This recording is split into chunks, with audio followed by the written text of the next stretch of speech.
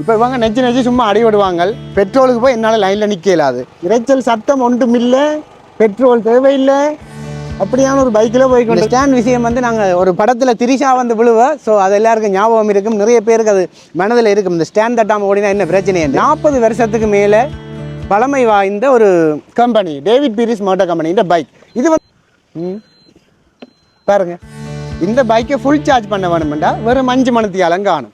மனுஷர்லேயே பெரிய எலும்பு வந்து இந்த துடை எலும்பு தான். இதுக்குள்ள வச்சு ஓடுறதுக்கு வந்து கம்ஃபர்டபுளாக இருக்கணும்னு அந்த பைக்கை பார்க்குறது. பாருங்க இன்னும் வழி கிடையாது. இந்த செட்டாக் பைக் வந்து சீல தொடங்குது, அதுக்காண்டி உள்ளுக்கு ஒரு சி மாதிரி ஒரு வட்டிவா காணுமேன்னு பாருங்க. இதுக்குள்ள ஒரு 7-8 மாப்பட்டி வைக்கலாம், ஒரு அரிசி பேக், ஒரு 5 கிலோ அரிசி பேக் வைக்கலாம். வாகனத்தில் போகிறேன்னா இல்லது வாகனத்தில் போகிறேன்னா என்னத்தில் போகிற ரிவர்ஸ் மோட் இருக்குது இந்த பைக்கில். ரிவர்ஸ் மோட் நீங்கள் யோசிப்பீங்க என்ன இது ஆட்டோ பைக் ஒன்று யோசிப்பீங்க, இது பைக். வணக்கம் மக்களே. இந்த வாகனத்தில் போகிறேன்னா இல்லது வாகனத்தில் போகிறேன்னா என்னத்தில் போகிறேன்னு தெரியல, அப்படி ஒரு ஃபீலிங்காக இருக்குது.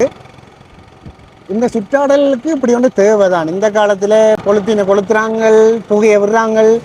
இது இரைச்சலும் இல்லாத ஒரு பைக்கில் போய் கொண்டிருக்கிறேன். இரைச்சல் சத்தம் ஒன்றும் இல்லை, பெட்ரோல் தேவையில்லை, அப்படியான ஒரு பைக்கில் போய் கொண்டிருக்கிறேன். நல்ல தோட்ட வழிகளை பார்த்து கொண்டு போக உண்மையாக மைண்டுக்கு அப்படி நல்லா இருக்குது. என்னென்று யோசிப்பீங்க. பஜாஜினுடைய செட்டாக் பைக்கில் தான் வந்து கொண்டிருக்கிறேன். இலங்கையினுடைய 40 வருஷ கால அனுபவம் வாய்ந்த டேவிட் பீரிஸ் மோட்டார் கம்பெனி வந்து வெறும் 5 மணித்தியாலம் சார்ஜ் பண்ணினா 120 கிலோமீட்டருக்கு மேலே ஓடக்கூடிய ஒரு பைக்கை வந்து இறக்கியிருக்காங்க. அதைத்தான் நான் ஓடி பார்த்து கொண்டிருக்கிறேன். அதான் எனக்கு வந்து ஃபீலிங்காக இருந்தது. பைக் ஓடுறேன்னா அல்லது வாகனத்தில் ஓடுறேன்னா அல்லது வாகனத்தில் போடுறேன்னா என்னென்னு தெரியாத ஒரு ஃபீலிங். என்னடா சத்தமே இல்லை, ஒரு சொட்டு சத்தமும் இல்லாமல் இருக்குது, அதே நேரம் நல்ல கம்ஃபர்டபுளாக இருக்குது. அப்படியான ஒரு பைக்கில் தான் நான் உங்களோட கதைச்சு கொண்டு போய் கொண்டிருக்கிறேன். இன்னைக்கு பைக்கில் போகணும் இல்லை காரில் போகணுன்ற ஒரு ஃபீல் தான் எனக்கு இருக்குது. செம்மையாக இருக்குது. நல்ல ஒரு இறுக்கமான பைக் தான், உண்மைக்கு நல்ல இறுக்கம். இப்படியான பைக்கில் வந்து நல்ல பாரமாக இருக்கணும். போது மாதிரி இருந்தால் சரி வர, அதெல்லாம் கவனிச்சு வந்து நல்ல வெயிட், நல்ல செம வெயிட்டாக இருக்குது. இனிமேல் காலத்தில் இப்படி ஒரு பைக் உண்மையாக வீட்டு கொண்டு தேவை தான். ஏனெண்டா என்னாலே எல்லாம் எந்த வேலை பிசிக்கு வந்து போய் லைனில் பெட்ரோலுக்கு நிற்க இயலாது. இவன் நெச்சு அடிபடுவினம், நெச்சு சண்டை பிடிப்பினம், இதெல்லாம் நமக்கு சரி வராயா. இப்படி ஒன்றை ரக்கி விட்டால் சரியான்ட்டு தான் இவரை பற்றி ஆராய வலிக்கிட்டு நான். இந்த பைக்கில் உள்ள நல்ல விஷயத்தை நான் தேடி பார்க்க வலிக்கிறேக்கு. வெறும் 5 மணித்தியாலம் சார்ஜ் பண்ணாலே ஃபுல்லாக சார்ஜ் ஏறிடும். மற்ற பைக்கில் இப்போ எடுத்தாக்களை கேட்டேன், தம்பி இரவு போட்டுட்டு பகல் கலட்டுனாங்களே நாங்கள். நான் ஜோதிச்சு பார்த்தா நுதனுக்கு சரி வர. ஆனால் இவர் வெறும் 5 மணித்தியாலத்திலேயே சார்ஜ் ஏறுது. நல்ல இன்ஜின் பலம், அதாவது எலக்ட்ரிக் பைக் தானே, நல்ல சொக்கப் சர்வஸ், நல்ல பொடி வந்து மெட்டல் பொடி. எல்லாத்தையும் பார்க்க வந்து எனக்கு இப்படி ஒன்று ரக்கி விட்டால் நல்ல வந்து தோணிச்சுது. இந்த பைக்கில் இருக்கிற நல்ல விஷயங்கள் நிறைய இருக்குது. ஒவ்வொன்றையும் வந்து நான் உங்களுக்கு விரிவாக சொல்கிறேன்னு வாங்க. இந்த பைக்கை நான் யோசிச்சு டக்கண்டு எடுக்க யோசிச்சது என்னத்துக்கண்டா, இப்போ இவங்க நெஞ்சு சும்மா அடி விடுவாங்க. பெட்ரோலுக்கு போய் என்னால் லைனில் நிற்க இயலாது. எலக்ட்ரிக் பைக்குன்ட்டு எல்லாரும் இப்போ சும்மா கொஞ்சம் உரிமையெல்லாம் எடுத்து கொண்டு ஓடுது. பார்த்தா சார்ஜிங் ஹவர்ஸ் வந்து இரவாக போடணும். இதுக்கெல்லாம் எனக்கு சரிப்பட்டு வராது. ஆனால் இந்த பைக்கில் வந்து 80% சார்ஜ் வந்து வெறும் 3 மணித்தியாலம் 25 நிமிஷத்துலேயும் போட்டுடலாம். உங்களுக்கு அதிர்ச்சியாக இருக்கும். மற்றது வந்து 10 மணித்தியாலம் இரவாக போடணும். அதை விட ஃபுல் சார்ஜ் பண்ண வேணுமெண்டா 5 மணித்தியாலங்கள் வந்து இதுக்கு சார்ஜ் பண்ணினா ஃபுல்லாகவே வந்து சார்ஜ் ஆகிடும். அதுதான் இதில் உள்ள ஒரு லாபம்.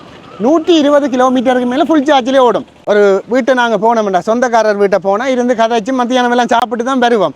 அப்போ அவை அங்கே உலவைக்க தொடங்கினோடனே நீங்கள் அவையண்ட வீட்டை போனோடனே ஒரு லாங் ட்ரிப், இப்போ கிளிநொச்சிக்கு போகிறீங்களா நீங்கள் யாழ்ப்பாணத்துலேருந்து, அங்கே அவையை சமைக்க சொல்லி போட்டு ஃபோனுக்கு சார்ஜ் பண்ணுற மாதிரி அடாப்டரை கொண்டு அடித்து போட்டு வடிவாக சாப்பிட்டுட்டு ஒரு நித்திரையை கொண்டு வர 5 மணித்தியாலம் ஆகிடும், ஃபுல் சார்ஜ் ஆகிடும். நீங்கள் யாழ்ப்பாணத்துக்கு திருப்ப வரலாம். நான் உதாரணமாக சொல்கிறது கிளிநொச்சிக்கு அப்படி தூர ஓடலாம். 120 கிலோமீட்டர் 5 மணித்தியாலம் சார்ஜ் பண்ணால் ஓடும்.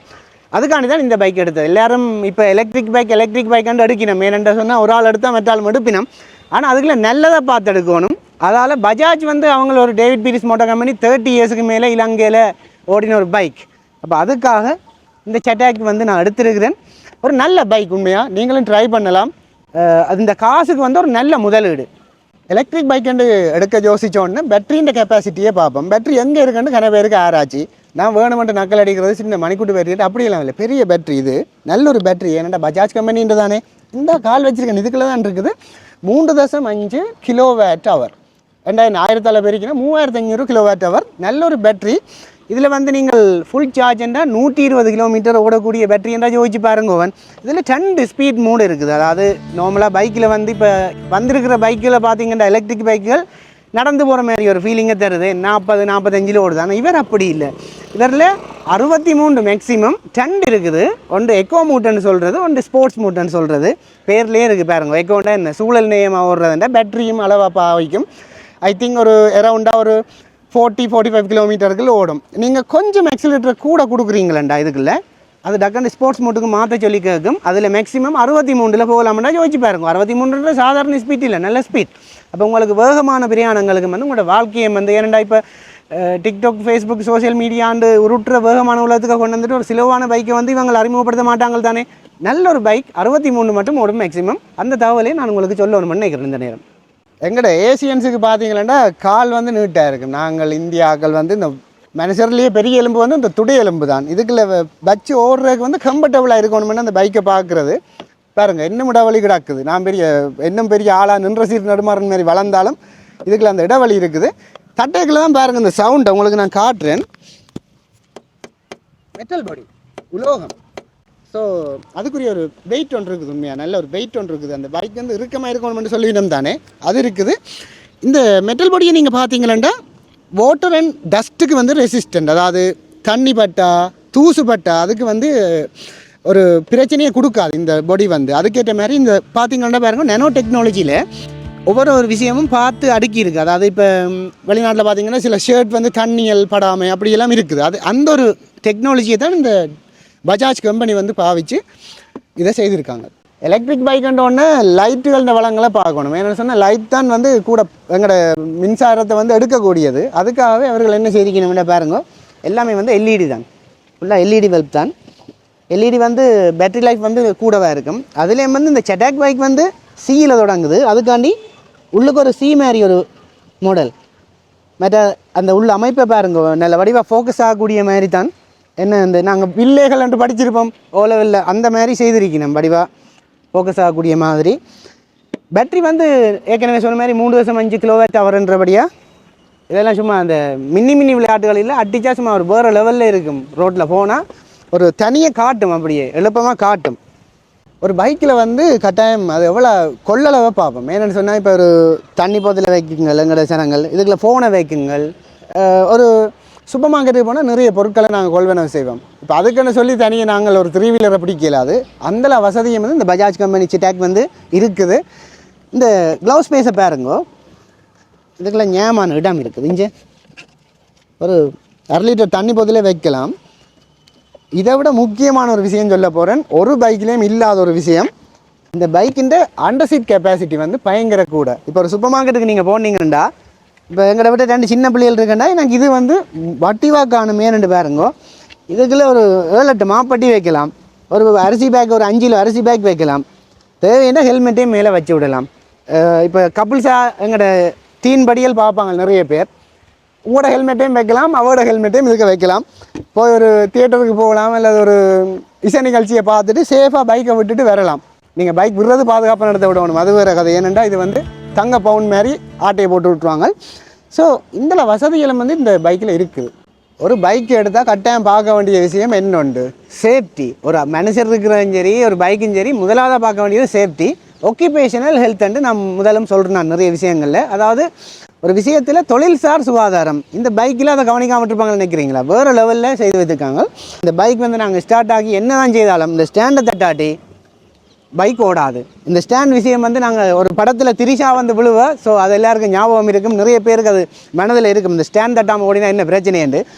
அடுத்த விஷயம், இந்த பைக் வந்து நாங்கள் ஒரு இடத்த போக இப்படி இந்த முன் பிரேக் இப்படி பிடிச்சிட்டு லாக் பண்ணி விடலாம். பிறகு நாங்கள் ஈடுபட்டுரும். இது ஒரு சேஃப்டி மெஷர்.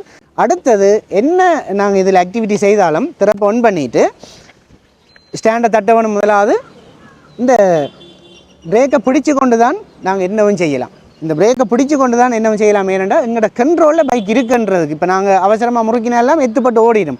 அந்த மாதிரி ஒன்றும் இதில் செய்ய இயலாது. காரணம், இந்த பிரேக்கை பிடிச்சா தான் என்னவும் அங்கால பைக் வந்து அடுத்த கட்டத்துக்கு போகும். எந்த பைக்கிலையும் இல்லாத ஒரு விஷயம் வந்து சொல்ல போகிறேன். இந்த பைக்குக்கு என்ன விஷயம் நினைக்கிறீங்க? இப்போ எங்களோட பொம்பளை பிள்ளைகளுக்கு வந்து இந்த புழுதி இடங்களில் ஒரு பெரிய புழுதியான இடங்கள், மண்ணுகளான இடங்கள், மணல் காடு, இப்போ இல்லாட்டி இங்கே எழுதுமட்டு வாழ் தரையல் மாதிரி இடங்களுக்கு பைக்கை கொண்டு போனால் திருப்பி உருட்டி கொண்டு வரது ஒரு பிரச்சனை. ஏன்னா பின்வளமாக உருட்டணும். அதெல்லாம் ஜோதிச்சு எங்கள்ட ஆக்களுக்குன்னு சொல்லி தான் இவை செய்து வச்சிருக்கணும். எங்கள்ட பஜாஜ் கம்பெனி செட்டாக் பைக் வந்து இப்போ ஸ்டாண்டை தட்டிட்டேன், திறப்பு ஒன் பண்ணியாச்சு.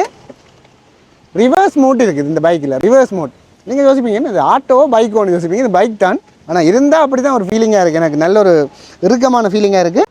பாருங்க, இதை பிடிச்சு கொண்டு இந்த பிரேக்கை பிடிச்சு கொண்டு இதில் ஆரண்ட் ஒரு பட்டன் இருக்குது, அதை லாங் ப்ரெஸ் பண்ணினால் 2 சிக்னலும் எரிய வலிக்கிட்டுரும். இந்த 2 சிக்னலும் இண்டிகேட் பண்ணது என்னென்னு சொன்னால், இனி நான் ஆக்சிலேட்டரை கொடுத்தா பின்வளமாக உருடும். செய்து காட்டுறேன் பாருங்கள். நீங்கள் யோசிப்பீங்க நான் உருட்டுறேன்னு. பாருங்கள், முதல்ல எது கால் அடுவடக்கும்னமே பைக் பின்னுக்கு போகும். பாருங்கள் பாருங்கள், இந்த ஒரு வசதி வந்து இருக்குது. பிறகு நியூட்ரல் பட்டன் அமர்த்திட்டா, எண்ணெய் அமர்த்திட்டா நார்மலுக்கு மாறிடும். பிறகு நாங்கள் பழைய மாதிரியே டிரைவ் மோட்டுக்கு விட்டுட்டு முன்வளமாக விட்டு இனி முன்னுக்கு போவோம். பாருங்கள், இந்த ஸ்மார்ட் ஃபோன் உலகத்தில், இந்த ஸ்மார்ட்டான லைஃப்பில் வந்து பைக் மட்டும் என்ன ஸ்மார்ட்டாக இல்லாமல் செய்திருப்பினோம், அதுவும் அந்த மாதிரி தான் செஞ்சிருக்கணும். இதில் வந்து எங்களோட டிஸ்பிளேயே ஒரு ஸ்மார்ட் தான், ஸ்மார்ட் டிஸ்பிளே. அதில் வந்து நிறைய விஷயங்கள், இந்த நேரம் பார்க்கலாம், எவ்வளோ தூரம் இன்னும் பைக் ஓடுமென்ற விஷயம் பார்க்கலாம், பேட்டரியினுடைய ஹெல்த் பார்க்கலாம். இப்போ நாங்கள் சார்ஜ் பண்ணணுமெண்டா அந்த பேட்டரியின் இந்த அடையாளத்தை பார்த்தே வந்து நாங்கள் தீர்மானித்து கொள்ளலாம். அதை விட நியூட்ரல், இதை விட முக்கியமாக நீங்கள் யோசிப்பீங்க பைக்கை பற்றி நிறுவனம் சொல்லுதோ காரை பற்றி சொல்லுதோண்டே என்னண்டா ப்ளூடூத் வந்து கனெக்ட் பண்ணி கால் கூட ஆன்சர் பண்ணலாம். இந்த டிஸ்பிளேயில் வந்து அதுக்குரிய நோட்டிஃபிகேஷன் வந்து வரும்.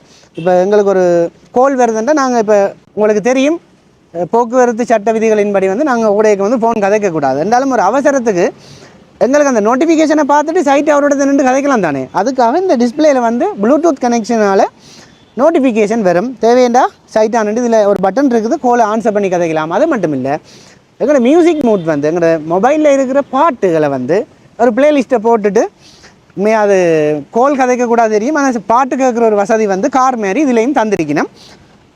இதில் பட்டனை அமர்த்தி நாங்கள் பாட்டை மாற்றலாம், எல்லாம் செய்யலாம். கிட்டத்தட்ட பைக்கில் உண்மையாக ஒரு இந்த செட்டாக் வந்து ஒரு கார் தானே, என்ன பஜாஜ் கம்பெனின்ற ஒரு அப்படி சொல்லக்கூடாது, அப்படி வசதிகள் இருக்குது மக்களை. இதுக்கு இதில் வந்து சார்ஜ் பண்ணுற இடம் வந்து காட்ட வேணும். இது வந்து யூஎஸ்பி சார்ஜர் தான். பாருங்க, அப்படியா யூஎஸ்பி சார்ஜர் தான். இந்த பைக்கை வந்து ஓனேக்கே எனக்கு சரியான ஒரு சேஃப்டியாக இருக்கிற மாதிரி ஃபீல் ஆகுது. காரணம் வந்து இதில் முன்னுக்கு நீங்கள் பார்த்தீங்கன்னா எலோவீல் இருக்குது. எலோவீல் அடுத்தது இந்த பிரேக் செட் வந்து ட்ரம் பிரேக்னு சொல்கிறது.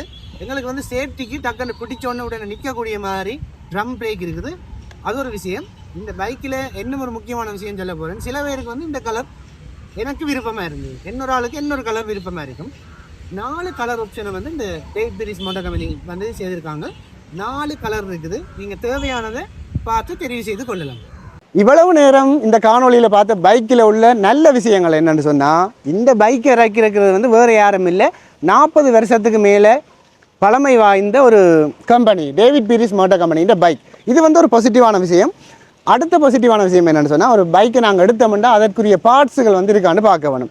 இலங்கை முழுவதும் விற்பனைக்கு பிந்தின சேவை, அதாவது உதிரிப்பாகங்கள் வந்து 1000க்கும் மேற்பட்ட 1400க்கும் மேற்பட்ட விற்பனை முகவர்கள்ட்ட வந்து எடுக்கலாம். அதால் வந்து இது வந்து ஒரு புது விஷயம் இல்லை, எல்லா இடமும் இருக்குது, பார்ட்ஸ் தேவைன்னு எடுத்துக்கொள்ளலாம்.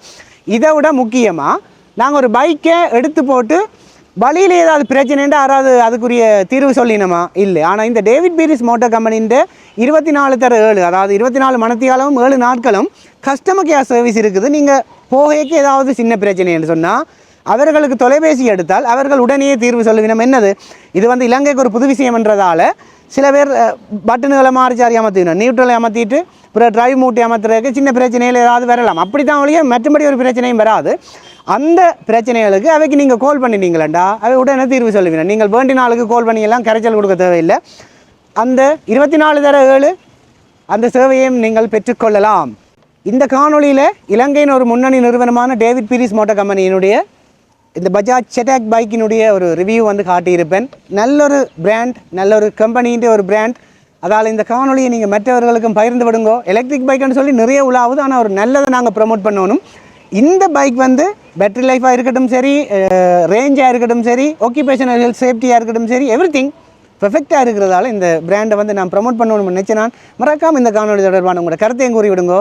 காணொலி லைக் செய்து மற்றவர்களும் ஷேர் செய்து விடுங்கோ. நன்றி, வணக்கம்.